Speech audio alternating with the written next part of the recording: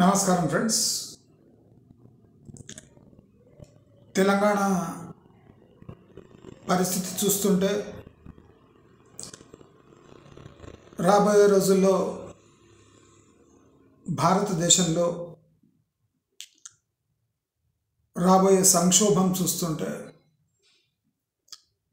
ఆందోళనకరంగా ఉంది. ఆశ్చర్యం ఏమంటే నాకు మాత్రమే ఆందోళనకరంగా ఉంది. మిగతా వాళ్ళంతా అసలు సోయి లేనట్టు వ్యవహరిస్తున్నారు. సొసైటీ, దేశంలో జరిగే విషయాలు, రాష్ట్రంలో జరిగే విషయాలు, తమ చుట్టూ జరిగే విషయాలను చాలా జాగ్రత్తగా గమనించవలసిన సమయంలో జనాలు ఫ్యూచరిస్టిక్ అవుట్లుక్ లేకుండా, తమకు సమాచారం అందజేస్తే కానీ చేసిన అప్రమత్తంగా లేకుండా,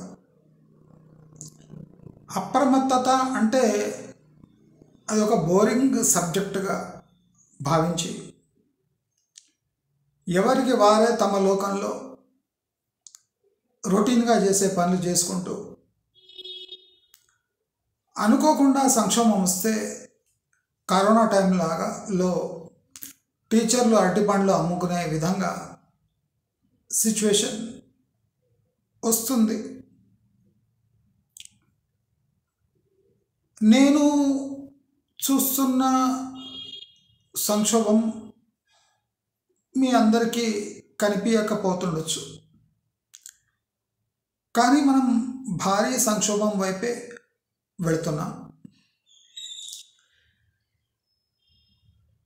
స్టాక్ మార్కెట్స్ కానివ్వండి, ఫైనాన్షియల్ మార్కెట్స్ కానివ్వండి, బ్యాంక్స్ కానివ్వండి, ఎకనామిక్ ఇండికేటర్స్ కానివ్వండి, చాలా రెడ్ ఫ్లాగ్స్ చూపిస్తున్నాయి. అంటే మీరందరూ దాన్ని అబ్జర్వ్ చేయాలనుకోండి, ఎందుకంటే మీరంతా బిజీ పీపుల్ కనుక. నాకు చాలా ఫ్రీ టైం ఉంటుంది కనుక నేను అవన్నీ ఆలోచిస్తూ ఉంటాను, చూడగలుగుతాను. కానీ మీరు టిఫిన్ బాక్సెస్ వేసుకొని బిజినెస్లో బిజీ ఉంటారు కనుక మీకు అందరికీ అవి వినిపించవు, కనిపించవు. అయితే తెలంగాణ, భారతదేశంలో జరుగుతున్న విషయాలపై ఏమాత్రం అవగాహన లేకుండా ఉంటుంది అని అనిపిస్తుంది. ఎస్పెషల్లీ ఇక్కడ ప్రజలు చాలా నిర్లక్ష్యంగా ఉంటున్నారు అని అనిపిస్తుంది. నేను ఇంత స్మూత్గా మెల్లగా చెప్తున్నానంటే సిచ్యువేషన్ అంతే గంభీరంగా, దరిద్రంగా మారబోతుంది అని అర్థం. నేనే ఎక్స్ప్రెషన్స్ చేంజ్ చేసి అతి గంభీరంగా చెప్పినా అంటే బాగుండదు కనుక మీ అందరికీ చాలా సావధానంగా, స్మూత్గా, అసలు ఏ టెన్షన్ లేనట్టు చెప్తున్నా. అంటే చాలా టెన్షన్ పడవలసిన రోజులు దగ్గర పడుతున్నాయని మీరందరూ అప్రమత్తం కావాల్సిందే, లేకపోతే అరటి పండ్లు అమ్ముకోవాల్సి వస్తుంది. తగు జాగ్రత్తలు నేను తీసుకుంటున్నా, కానీ అలాంటి జాగ్రత్తలు మీరు తీసుకోలేరు కనుక మీకు కొన్ని అంటే సిచ్యువేషన్స్ నేను మీకు ఎక్స్ప్లెయిన్ చేస్తున్నాను.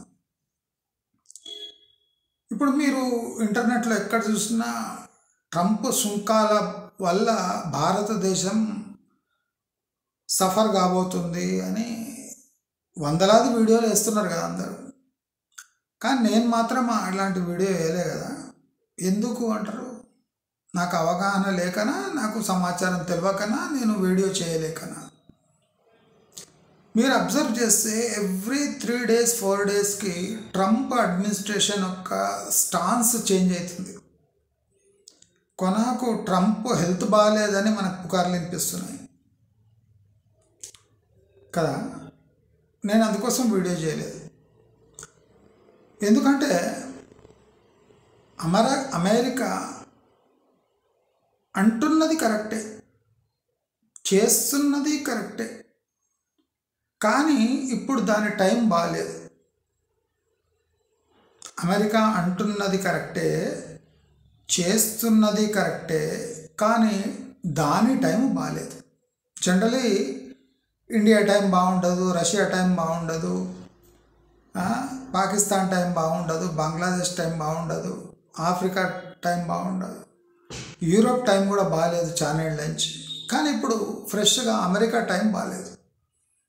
అందుకోసం అది ఏం చెప్పినా 2-3 డేస్లో స్టాన్స్ చేంజ్ చేసుకోవాల్సి వస్తుంది. ఎందుకంటే అమెరికా టైం బాగాలేదు కనుక. కానీ మనం గమనిస్తే ఈ సంక్షోభాలు ఇలా వస్తున్నాయి, అమెరికా స్టాన్స్ ఇలా ఉంది అని మన భారతదేశంలో మన భయపడుతున్నారా అంటే ఏం భయం లేదు. తెలంగాణలో ఏమైనా భయం కనిపిస్తుందా అంటే ఏం లేదు. అంటే మనం అన్లెస్ అది వచ్చి మెడకాయ మీద కత్తి పెట్టే వరకు మనం నిర్లజ్జంగా స్పృహ లేకుండా పడుంటాం. ఎందుకంటే మనం నేర్చుకున్నది మ్యాథ్స్ సైన్స్ కనుక, ఎకనామిక్స్తో ఏ సంబంధం లేదు కనుక మనం మెడకాయ మీద కత్తి పడే వరకు సైన్స్ని మ్యాథ్స్ని నమ్ముకొని బతుకుతూనే ఉంటాం. తప్పు లేదు, అందరూ సైన్స్ చదువుకుంటే ఆ సొసైటీలో దీనికన్నా ఎక్కువ ఏం ఎక్స్పెక్ట్ చేయలేము కదా మనం. కనుక ఇలాగే జరుగుతూ ఉంటుంది. మరి దీనికి రెమెడీస్ ఉన్నాయంటే లేవండి. ఇప్పుడు అమెరికా మాట మార్చిన మెత్తబడ్డ మన ఎక్స్పోర్ట్స్ గ్యారంటీ ఎఫెక్ట్ అవుతాయి. మరి అమెరికాకు గూడ్స్ ఎక్స్పోర్ట్ కావాలంటే అయితే అండి. ఎట్లంటే ఇప్పుడు మనకు పాకిస్తాన్కి మనం ఎలా సప్లై చేస్తున్నామో అలాగే మనం అమెరికాకు కూడా త్రూ థర్డ్ కంట్రీ సప్లై చేసేస్తాం. ఆంక్షలు లేని కంట్రీ ద్వారా మనము మన గూడ్స్ అక్కడ సరఫరా చేస్తాము. అది అమెరికా అంత పట్టించుకోదు, మనకు పట్టించుకున్నట్టు అనిపిస్తుంది కానీ పట్టించుకోదు. అమెరికా మ్యాక్సిమం ఏం చేయగలదంటే ఇట్లా స్టూడెంట్ వీసాలు, H1B వీసాలపై ఆంక్ష పెట్టి కొద్దిగా టైట్ చేస్తే కొద్దిగా ఎన్వైర్న్మెంట్ చేంజ్ అవుతుంది, కొద్దిగా ఒత్తిడి పెరుగుతుంది అని చేస్తుంది తప్ప ట్రంప్కు కూడా తెలుసు అనవసరంగా భారతదేశంతో పెట్టుకొని తగువ పెట్టుకొని రష్యాని ఏం చేయలేక అమెరికా భారతదేశం గొంతు నొక్కుతుందని ప్రపంచానికి అంతా తెలిసిపోయింది. అయితే ఇప్పుడు భారతదేశంలో ఈ అమెరికా ఆంక్షల వల్ల జస్ట్ అంటే అనౌన్స్మెంట్ వల్లనే భయంకరమైన సిచ్యువేషన్ ఏర్పడుతుంది. అంటే ఇన్వెస్ట్మెంట్కు కొన్ని ఏరియాస్లో ఇన్వెస్ట్మెంట్కు ఇది బెస్ట్ ఆపర్చునిటీ స్టార్ట్ అవుతుంది. కొన్ని కంపెనీలు, కొన్ని ఇండస్ట్రీస్లో ఇప్పుడు అమెరికా ఆంక్షలు పెడితే ఇక్కడున్న ఇండస్ట్రీస్ ఏం చేస్తాయి, వేరే కంట్రీస్లో ఎక్స్పోర్ట్ చేయడానికి ట్రై చేస్తాయి. కానీ అక్కడ రేట్స్ అంత రావు. కాబట్టి ఆ మిగిలిపోయినవి లేదా ఎక్స్ట్రా ఉన్నది లేదా వాళ్ళ మ్యానుఫ్యాక్చరింగ్ అంతా లోకల్ సేల్స్ కోసం డైవర్ట్ చేయగానే ఇండియాలో రెడీమేడ్ వస్తువులు, రెడీమేడ్ దుస్తులు, రెడీమేడ్ షూస్, రెడీమేడ్ బ్యాగ్స్ అంటే ఇటువంటి ఎక్స్పోర్ట్ చేసే అమెరికాకు ఎక్స్పోర్ట్ చేసే చాలా ఐటమ్స్ రేట్స్ భారీగా పడే ఛాన్సెస్ ఉన్నాయి. అంటే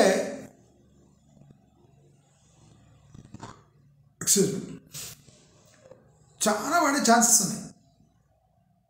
ఎందుకంటే అమెరికాకు క్రియేట్ చేయబడిన కెపాసిటీ అది రాత్రికి రాత్రే మాయం కాదు కదా, వేరే కంట్రీస్ కవర్ చేయవు కదా. సో అప్పటి వరకు వర్క్ ఫోర్స్ను ఉట్టి కూర్చోబెట్టుకోకుండా ఇండియాకు సరిపడా మెటీరియల్ ఇండియన్ రేట్స్లో తయారు చేసి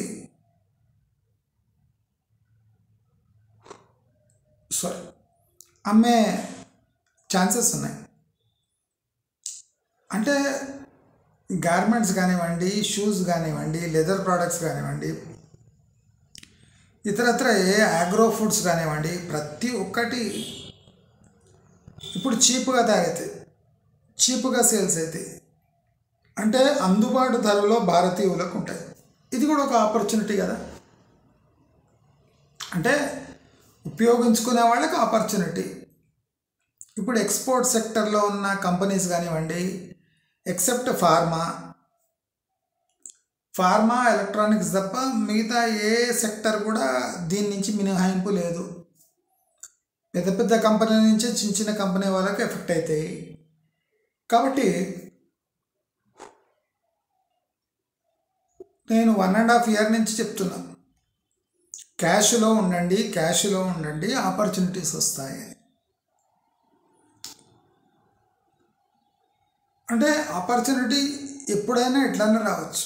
అంటే అమెరికా ఆంక్షలు పెడుతుందని నేను అప్పుడు అనుకోలేదు, కానీ రష్యా వారు కొద్దిగా ముదరడం వల్ల ఎఫెక్ట్ అవుతుంది అనుకున్నా. కానీ ఇక్కడ డైరెక్ట్ అమెరికా ఆంక్షలు పెట్టి ఆ టైం ఇంకా ముందర తెచ్చేసింది. సో మనమందరము ఈ ఆపర్చునిటీని యూజ్ చేసుకోవాల్సిందే. యూజ్ చేసుకుంటే లాభాలు ఎక్కువ ఉంటాయి. చాలా మృదువుగా చెప్తున్నా, కానీ అగ్రెసివ్గా పోతే లాభాలు ఎక్కువ ఉంటాయి అనిపిస్తుంది నాకు. అదిగాక ఇప్పుడు తెలంగాణకు వద్దాం.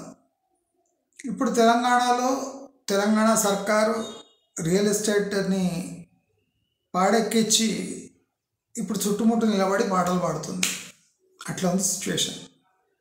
అయితే రీసెంట్గా రేవంత్ రెడ్డి ఈ సముద్రాన్ని హైదరాబాద్కు తెస్తా, ఎడారి చేస్తా, హైదరాబాద్ని ఎడారి చేసి ఇక్కడ క్యామెల్ సఫారీలు పెడతా, లేదా ఇక్కడ మంచు కొండల్ని డైరెక్ట్గా కైలాష్ పర్వతాన్ని తెచ్చి ఇక్కడ పెట్టేసి ఇక్కడ మౌంటైనరింగ్ ఎక్స్పెడిషన్లు చేస్తా. మీరే ఇమాజిన్ చేయండి, ఒక రియలీ ఎడ్యుకేటెడ్ పర్సన్ ఇలా ఆలోచించాడు. Sorry to say, Revanth Reddy వాడ్రపు ఏదైనా మాట్లాడితే హాస్యాస్పదంగా మారుతుంది. అంటే లాలూ ప్రసాద్ మాట్లాడితే ఎట్లుంటుందో రేవంత్ రెడ్డి మాట్లాడితే కూడా అట్లే అనిపిస్తుంది. మొన్న ఉస్మానియాకు పోయి దాన్ని స్టాన్ఫోర్డ్ చేస్తా, హార్వర్డ్ చేస్తా అంటే అవేమి విఐపి లగేజా లేదా ఇంకేమన్నా బ్రాండెడ్ ఫర్నిచరా? దాన్ని బ్రాండ్ చేంజ్ చేసి ఇంకో బ్రాండ్ అంటియడానికి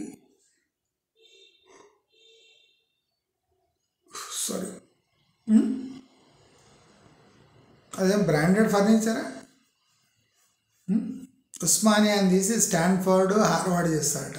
అసలు ఏం మాటలు అవి? ఉస్మానియా యూనివర్సిటీలోనే సగం మంది లెక్చరర్స్ పడిపోయినట్ట.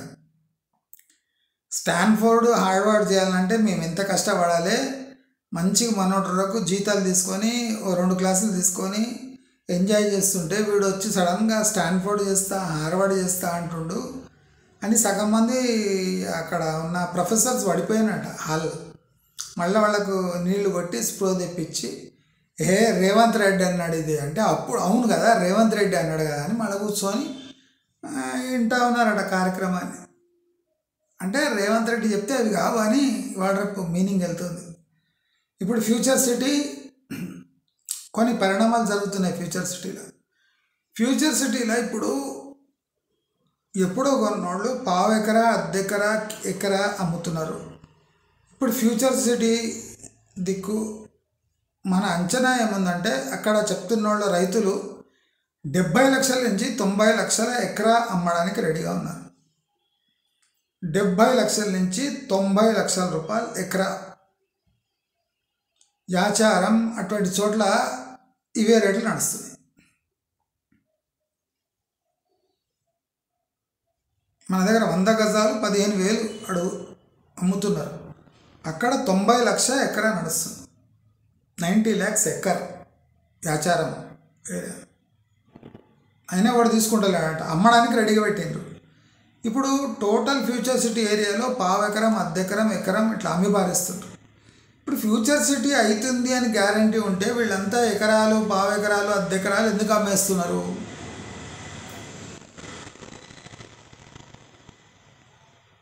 ₹90 లక్షలు, ₹1,00,00,000 అంటే వాడు తీసుకుంటలేడట. సాక్షాత్తు ముఖ్యమంత్రి పోయి నేను ఫ్యూచర్ సిటీ చేసి తీరుతా అన్నాక ఎందుకు ఇట్లా చేస్తుండ్రు? అంటే ఇక్కడ ఏదైనా రోడ్లు గిడ్లు పోతున్నాయా వీళ్ళ ల్యాండ్ మీనిన్సీ, లేదా ఏదన్నా వీళ్ళకు కాదు అని ఏమైనా అనిపిస్తుందా కదా? అది కాకుండా ఇప్పుడు చూడండి, ఒక సముద్రాన్ని తెచ్చి, బీచ్ని తెచ్చి కోత్వాల్గూడ దగ్గర, హిమాయసార్ దగ్గర పెడతాడట. సరే 250 కోట్లట. ఇప్పుడు వాటర్ పార్కు అవి ఉన్నాయి కదా, ఏమంటారు దాన్ని, వండర్లా వస్తే ఆ ఏరియా అంతా డెవలప్ అయిపోయిందా? వండర్లా దగ్గరనే ఉంది, ఆ చుట్టుముట్టు ఏరియా అట్లే ఏడ్చింది. ఒక ఓషన్ థీమ్ పార్క్ 250 crores పెట్టి తెస్తే హైదరాబాద్ బ్రాండ్ ఇమేజ్ ఎట్లా పెరుగుతుంది? హైదరాబాద్ బ్రాండ్ అంటే ఏంది? రామోజీ ఫిలిం సిటీ వచ్చి ఇప్పుడు 10-20 ఏళ్ళు అవుతుంది. ఆ చుట్టుముట్టు ఏరియా మన డెవలప్ అయిందా? ఏం కాదు. 15-20 years అయినాక కూడా ఏమైతలేదు.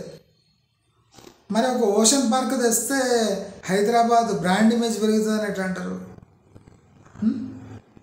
రేపు ఎడారి తీసుకొని వస్తారా? ఇసుక దిమ్మలు తెచ్చేసి దాంట్లో క్యామిల్ రైడ్ పెడతారా? అంటే హైదరాబాదులో ఎగ్జిస్టింగ్ రిసోర్సెస్ని ఎలా మరుగుపరచాలి అని ఆలోచించేది విడిచిపెట్టి, తెలంగాణ యావత్తు ఎన్ని ఫారెస్ట్ ఏరియాస్ ఉన్నాయి, ఎన్ని వాటర్ ఫాల్స్ ఉన్నాయి, దాన్ని సర్వే చేసి దాన్ని టూరిస్ట్ స్పాట్గా తీర్చిదిద్దే బదులు చీప్గా ట్రాన్స్పోర్టేషన్ ఫెసిలిటీస్ చాలా చీప్గా చేస్తే మూమెంట్ బాగుంటుంది. ఇప్పుడు మహిళలకు ఫ్రీ అని పెట్టి మామూలు మగవాళ్లకు ఒక్కొక్క టికెట్ 30-40, బయట తిరిగితే 500 అయితే మొగుడు లేకుండా ఎంతమంది స్త్రీలు ఒంటరిగా తిరగగలరు? ఇప్పుడు మొగుడు చచ్చిపోయిందంటే వేరే, అంటే మొగుడు చంపితే కానీ వీళ్ళు తిరగలేరా? మొగుడుతో తిరగాలనుకుంటారు కదా. టూరిజం అంటే మొగుడుతోనే కలిసి తిరుగుతారు. మరి మొగుడు లేని టూరిజం ఏం టూరిజం? అది ముండమాపు టూరిజం కదా. మొగుడు లేకుండా ఫ్రీగా టికెట్లు ఇస్తున్నాం, మహిళలు తిరగండి అంటాడు. మహిళ ఎక్కడ తిరుగుతుంది? ఏం తిరుగుతుంది? ఇవ్వంతో తిరుగుతుంది. ఆలోచించాలి కదా గవర్నమెంట్ కూడా. మొగుడు లేని ప్రయాణం ఎంతకాలం చేస్తుంది స్త్రీ? బస్ పాసులు 1600 చేస్తారు. సరే, సజ్జనార్ మీద వేరే వీడియో తీస్తాను నేను. ఈయనను కూడా ఇట్లనే బస్సులో తీసి పంపించాలి. అసలు ప్రజల నాడి తెలుపుకోకుండా 1600 బస్ పాస్ చేస్తే ప్రతి నెల ఒక గవర్నమెంట్ సర్వీస్, అది లాభాల కోసం పెట్టిన ఇది కాదు అది.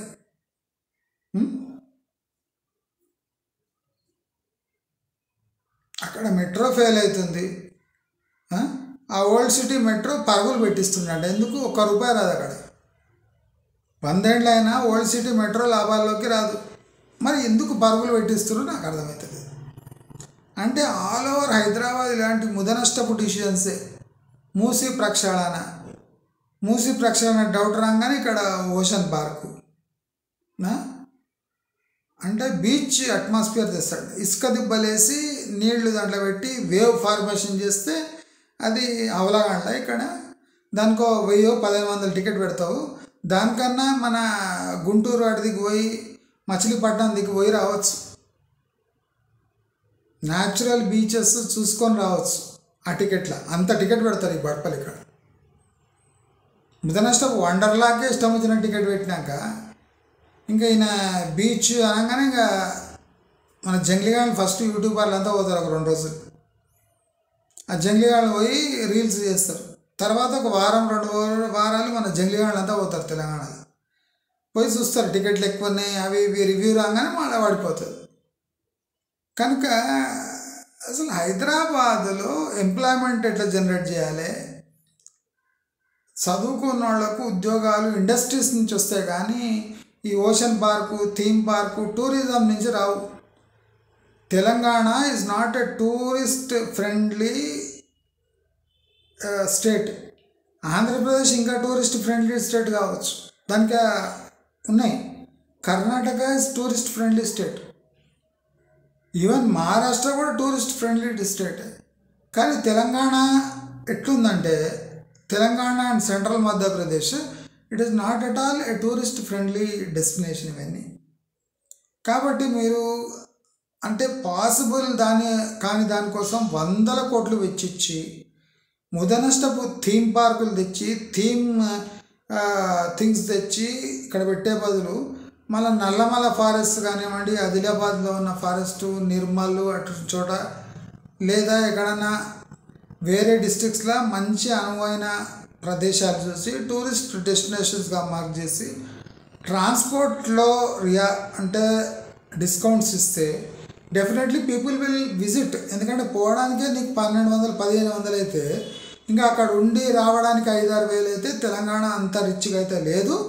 బయట వాళ్ళు అక్కడ ఒక్కసారి పోయినట్టే ఇంకోసారి పోరు కనుక చీపెస్ట్ వేలో ఈ టూరిజం డెవలప్ చేస్తే ఏమన్నా బాగుంటుంది. కానీ ఇట్లా 100 కోట్లు నీళ్ళలో పోసి ప్లస్ ఆ ఓల్డ్ సిటీ మెట్రో కట్టి ప్లస్ ఫేజ్ 2 మెట్రో కింద ఫేజ్ 3 మెట్రో కింద స్టార్ట్ చేస్తే అసలు తెలంగాణ మామూలు అంటే ఇప్పుడు సింకింగ్ తెలంగాణ కన్నా స్టింకింగ్ తెలంగాణలాగా తయారవుతుంది. ఎవడు రాడు, మీరు పెట్టిన డబ్బు వేస్ట్ అవుతుంది.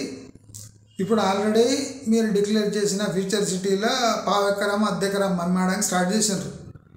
అంటే జనాలకు అర్థమైపోయింది, అక్కడ జనాలకు ఏదో తేడా ఉందిరా నాయన, ఇప్పుడున్న రేట్లు వస్తే వస్తాయి, రేపు రేట్లు రావు అని తెలుసుకున్నారట కొంతమంది.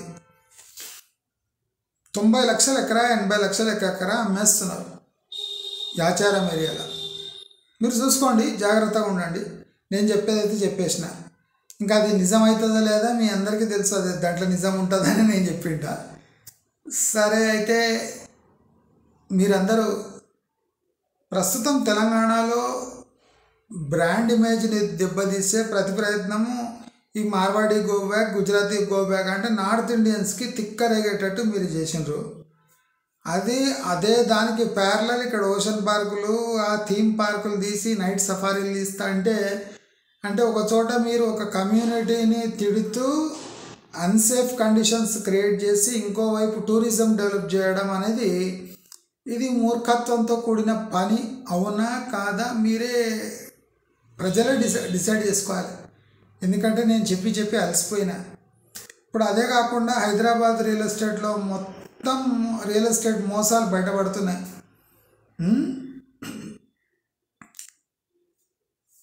సమాచారాలు వస్తున్నాయి. కోర్టు జిహెచ్ఎంసీని తిడుతుంది, మళ్ళీ రెరా అప్రూవల్ ఎట్లా దొరికింది, జిహెచ్ఎంసీ శాంక్షనింగ్ అథారిటీనా, మళ్ళీ ఏ రకమైన అప్రూవల్స్ లేకుండా ఈ 10, 12, 15, 20 స్టోరీల బిల్డింగ్కి అప్రూవల్ ఎట్లా ఇచ్చేసింది, కోర్టు తిడితే కానీ వీళ్ళకి తెలియదా, మరి రెరా ఏం చేస్తుంది, హెచ్ఎండిఏ పర్మిషన్ ఎట్లా వచ్చింది. నేను చెప్పినా కదా, నేను రియల్ ఎస్టేట్ మీద 1200 వీడియోలు చేసిన, ప్రతి ఒక్కటి అక్షర సత్యంగా మారుతుంది. నేను అందుకోసం మనమలే చేసి ఏమేసేది, వేసింది చాలైంది, ఇక బుర్రు ఉన్న వాళ్ళు అయితే దాని జోలికి పోరు, లేదు అవును కాదు అనుకుంటారు, ఇంకా వాళ్ళ కర్మ మనం ఏం చేయలేము. ఇంకోటి నేను ఒకటి చెప్తున్నా, తెలంగాణ ఆల్రెడీ ఒక బేస్ ఉన్న స్టేట్, ఆంధ్రప్రదేశ్లాగా కాదు. ఇప్పుడు ఆంధ్రప్రదేశ్లో ఏ చిన్న ప్రాజెక్ట్ వచ్చినా వాళ్ళకి అది పెద్ద గర్వకారణమే. ఇప్పుడు చాలామంది బుల్లెట్ ట్రైన్ అంటుండ్రు, బుల్లెట్ ట్రైన్ వస్తే ఆంధ్రప్రదేశ్కి మంచిదే, కానీ పాపులేషన్ లేకుండా బుల్లెట్ ట్రైన్ తీసుకొని ఏం చేస్తారనేది ఒక పెద్ద ప్రశ్న. అదే కాకుండా ఇప్పుడు వీళ్ళదేది గూగుల్ వాళ్ళదేదో పెద్ద డేటా సెంటర్ వస్తుందంట. అంటే ఇప్పుడు ఆంధ్రప్రదేశ్కి ఫర్ ఎగ్జాంపుల్ ఒక చిన్న ఇన్ఫోసిస్ డేటా సెంటర్ వచ్చినా, లేదా ఏదైనా చిన్న సాఫ్ట్వేర్ వాళ్ళ డేటా సెంటర్ పెట్టుకొని 5-6 సర్వర్లు పెట్టుకున్నా అది పాజిటివ్ న్యూసే. అట్లాంటిది ఎక్కడన్నా తెలంగాణలో వస్తే తెలంగాణకి పాజిటివ్ న్యూస్ కాదు. కానీ ఆంధ్రప్రదేశ్లో ఏ ముదనష్టపు ప్రాజెక్ట్ వచ్చినా, ఎవడు పెట్టినా, ఎక్కడ పెట్టినా అది పాజిటివ్ న్యూస్ కింద లెక్కేసుకోండి. ఎందుకంటే మీకు చాయిస్ లేదు, ఉన్నది తెప్పించుకోవాలి, ఉన్న దాంట్లో అడ్జస్ట్ చేసుకోవాలి. అది కాకుండా మీ దగ్గర తుఫాన్లు వస్తుంటాయి, అవి వస్తుంటాయి, మీ ప్రాబ్లమ్స్ మీకు ఉన్నాయి. సో ఎవడైనా డేటా సెంటర్ పెడుతుండంటే లక్కీనే, బుల్లెట్ ట్రైన్ వస్తుందంటే అది ఇట్లనే వస్తుందో మనకు తెలియదు, కానీ బుల్లెట్ ట్రైన్ తెప్పించుకుంటే మంచిదే. మీరు ఏం చేసినా మీకు ఎవడైనా వచ్చి కిరాణా కొట్టు పెట్టినా మంచిదే. కానీ ఒకటి, లూలు మాల్ పెడితే మాత్రం మీ ఆంధ్రప్రదేశ్కి లాభం లేదు. హైదరాబాద్లో పెడితేనే లాభం లేదు లూలు మాల్ అంటే, ఆంధ్రప్రదేశ్లో పెడితే ఆంధ్ర వాళ్ళ టేస్ట్ ఎట్లుంటుందో తెలుసు. వాడిగా అన్నం పప్పు, అన్నము దాలు అవి 2-3 ఐటమ్లు అప్పుకోవాలి తప్ప వానికి ఎగ్జాటిక్ ఐటమ్స్, స్పెషల్ ఐటమ్స్ ఏమి ఆంధ్రాలో సేల్ కావు, వాళ్ళు తీసుకోరు. కనుక ఈ లులు మాల్ లాంటివి పెట్టి లాభం లేదని నేను స్పష్టంగా చెప్పేసుకున్నా ఆంధ్రప్రదేశ్ గవర్నమెంట్కి. ఆ లులు మాల్ ఇచ్చే బదులు ఎవరికోడానికి సాఫ్ట్వేర్ డెవలప్మెంట్ కోసం పార్క్ కట్టించిస్తే వాడు 10 మంది మూవ్ అయ్యి కొద్దిగా సాఫ్ట్వేర్ ఎంప్లాయ్మెంట్ అని వస్తుంది. కానీ ఈ లులు మాల్తో ఏం లేదు. అంటే బుల్లెట్ ట్రైన్ వచ్చిన లాభమే, గూగుల్ డేటా సెంటర్ వచ్చిన లాభమే, ఆగ్రో ఇండస్ట్రీస్ వచ్చిన లాభమే, సోలార్ ప్లాంట్లు వచ్చిన లాభమే, ఏదొచ్చిన లాభమే. కానీ ఈ లులు మాల్కి ల్యాండ్ అలాట్ చేసి చంద్రబాబు నాయుడు తన కాళ్ళ మీద తానే గొడ్డలు పెట్టుకున్నాడు. ఇది మాత్రం నేను నా తరఫున చంద్రబాబు నాయుడికి స్పష్టంగా చెప్తున్నాను. ఇది ఇంటేం అనుకోవద్దు, కానీ అది తప్పే. లులు మాల్కి ఇక్కడ రండి, లులు మాల్ చూస్తే ఏం లేదు అసలు. బాండ్ ఖర్చులతో వాళ్ళు లులు మాల్ పెట్టుకున్నా నడుస్తలేదు. ఇక మీ ఖర్చులతో మీరు లులు మాల్ కట్టించినా నడవదు. అక్కడ తెలంగాణలో నడుస్తలేదంటే ఆంధ్రాలో నడుస్తుంది. అది కేపీహెచ్పిలో ఉంది, కేపీహెచ్పి దగ్గర ఉంది లులు మాల్, అయినా నడుస్తలేదు. ఇక పక్క ఆంధ్రాలో ఏం నడుస్తుంది లులు మాల్? వాడిని పిచ్చి తిక్క రేగుతుంది. కనుక నేనేం చెప్తున్నా అంటే ప్రభుత్వ అధినేతలు కొద్దిగా ప్రాక్టికల్గా ఆలోచించాలి. చంద్రబాబు నాయుడు మొత్తం స్టేట్ టూరు అంతా గల్లీలలో ఎందుకు తిరుగుతున్నాడో మనకు తెలియదు. కానీ కొద్దిగా ప్రాక్టికల్ డిసిషన్స్ మళ్ళీ చంద్రబాబు నాయుడు తీసుకుంటే మంచిగా ఉంటుంది. అలా జగన్ ఎట్లా రాలేడు, కానీ ఇంకొకటి వచ్చి కూర్చునే కన్నా మీరే ఆ డిసిషన్ తీసుకుంటే బాగుంటుంది. నేను ఇంకో హైలైట్ థింగ్ అనుకుంటాను అంటే సౌత్లో రామ్మోహన్ నాయుడు అనే ఆయన ఎట్లా ఎదుగుతున్నారు అందరు ఎంపీలు ఎమ్మెల్యేలు చూడండి. మన తెలంగాణ ఎంపీలు చూడాలి. రామ్మోహన్ నాయుడు ఇంగ్లీష్ చూడండి, హిందీ చూడండి. ఆయన ఒక కేంద్ర మంత్రిగా ఎదుగుతున్నాడు. ఎట్లా ఎదగాలనో అట్లా ఎదుగుతున్నాడు. అట్లా ఎదిగితే కానీ మనకు కొద్దిగా ఇంపార్టెన్స్ ఉంటుంది. రామ్మోహన్ నాయుడు హిందీ మంచి మాట్లాడుతున్నాడు అనర్గళంగా, ఇంగ్లీష్ మాట్లాడుతుండు, తెలుగు అయితే మాట్లాడుతాడు. మన ఆంధ్ర తెలుగు కాకుండా మామూలు తెలుగు మాట్లాడుతుండు. ఇతర భాష కూడా నేర్చుకోవడానికి ట్రై చేస్తుండు. అంటే ఒక ఎంపీగా ఎలా ఎదగాలనో, సెంట్రల్లో ఎలా ఎదగాలనో రామ్మోహన్ నాయుడుకి తెలిసినంత లోకేష్కి తెలియదు, చంద్రబాబుకి తెలియదు, పవన్ కళ్యాణ్కి తెలియదు. ఇంకా మన తెలంగాణ మూర్ఖ ఎంపీలకైతే అస్సలు తెలియదు, బీజేపీ ఎంపీలకు. ఇక్కడనే చచ్చి నిజాం స్టేట్లో చచ్చి ఒక్కడికి మొక్క హిందీ రాదు పడపలకు. హిందీలో మాట్లాడినా అంటే కిషన్ రెడ్డికి రాదు, బండి సంజయ్కి రాదు, బోడి సంజయ్కి రాదు, ఎవ్వరికి రాదు. మరి ఏం లాభం?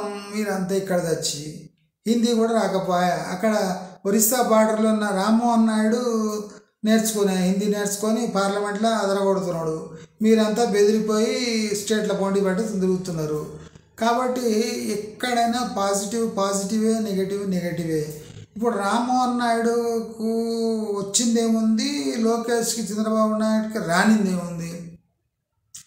అంటే పక్క ఆంధ్ర ఏరియాలో ఉన్న రామ్మోహన్ నాయుడు తెగించి హిందీ నేర్చుకున్నాడు.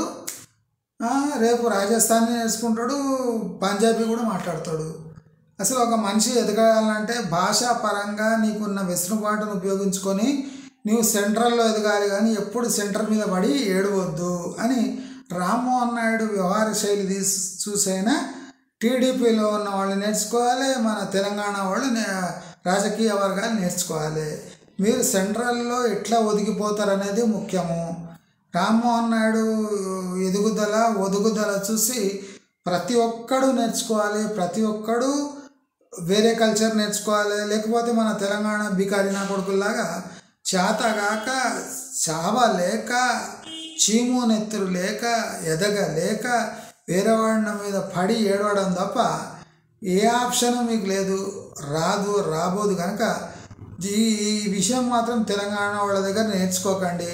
ఎందుకంటే ఏదో కుంటుపడిన తెలంగాణను కొద్దిగా లేపుతాడు రేవంత్ రెడ్డి అనుకుంటే ఆయన కుంటుపడ్డాడు, మన వాళ్ళు ఇంకా లేకిగాడిలాగా చేస్తున్నారు. కాబట్టి తెలంగాణ యావత్తు నాశనం కావడానికి రెడీగా ఉంది. దీన్ని కాపీ చేసుకొని ఆంధ్ర డెవలప్మెంట్ మోడల్ తయారు చేస్తే ఆంధ్ర మొత్తం కుప్పకూలుతుందని మీ అందరినీ హెచ్చరిస్తున్నా. రాబోయే రోజులు క్లిష్టకాలం చాలా భయానకంగా ఉంది, క్లిష్టకాలం ఎదురుగాబోతుంది.